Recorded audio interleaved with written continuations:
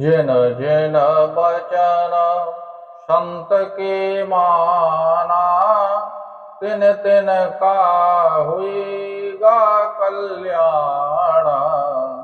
जिस जिसने संत महात्माओं के वचनों का पालन किया है, उनका कल्याण निश्चित हुआ है।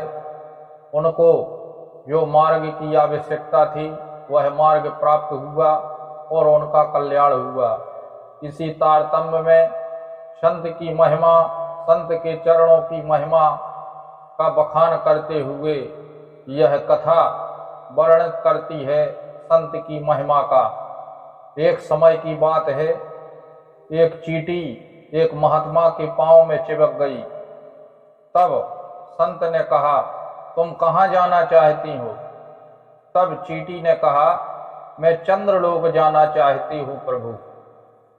संत ने कहा, धरती पर चलने वाली तू चंद्रलोक जाने की इच्छा करती है, यह कैसे संभव है? इसके लिए तुझे सत्संग करना होगा और मैं सत्संग करने के लिए जा रहा हूँ। तब संत के साथ चींटी भी सत्संग करने के लिए चल पड़ी। सत्संग भवन में कई प्रकार के उच्च कोटि के संत बैठे हुए थे। सत्संग समाप्ति के पश्चात वह चींटी दूसरे उच्च कोटि के संत के पैरों में चिपक गई। संत जी ने कहा, ऐ चींटी, मेरे पैर में तू क्यों चिपकी है? कहाँ जाना है तुझे? चींटी ने कहा, मैं चंद्रलोक जाना चाहती हूँ। संत ने चींटी को पकड़ करके एक बाग में गुलाब के फूल पर रख दिया। तब हवा का एक झोंका आया तो उसे बड़ी प्यारी सुगंध लगी। चींटी तो जमीन पर चलने वाली और दुर्गंध को सूंघने वाली थी। उसको जब गुलाब की खुशबू मिली तो वह बहुत ही आनंदित हो गई। उसके बाद माली ने वह फूल तोड़ा और माला बनाई।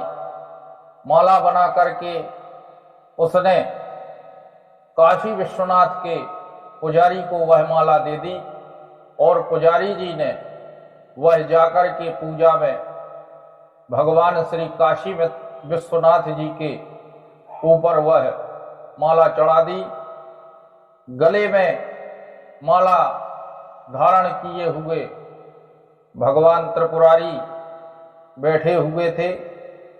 चींटी वहां विश्वनाथ जी के ऊपर घूम रही थी। तब भोलेनाथ ने कहा कि ये चींटी, तुझे कहाँ जाना है? तू कौन है? तब चींटी बोली, आप कौन हैं? तब भोलेनाथ ने कहा कि मैं देवों का देव महादेव हूं। तो क्या इच्छा रखती है? तब चींटी बोली कि प्रभु, मुझे चंद्रलोक की यात्रा करना है। तब भगवान ने कहा कि भुजा पर आकर के सीधी ऊपर चढ़ती जा, और भुजा से होती हुई वह भगवान के मस्तक पर पहुंची और मस्तक पर गंगा जी का स्नान किया और जाकर के वह भगवान के मस्तक पर लगे हुए चंद्रमा के पास पहुंच गई, अर्थात चंद्रलोक की प्राप्ति हो गई। वह बहुत ही प्रसन्न हुई और नाचने लगी और बोली कि धन्य है सत्संग की महिमा, जो पृथ्वी पर चलने वाली मैं अभागन चींटी, और मुझे आज भगवान शिव के दर्शन हुए और चंद्रलोक प्राप्ति का सौभाग्य प्राप्त हुआ। तो इस प्रकार से जो संतों की सेवा करते हैं, सत्संग करते हैं, तो जो फल मिलना असंभव है वह फल भी उसे मिल जाता है।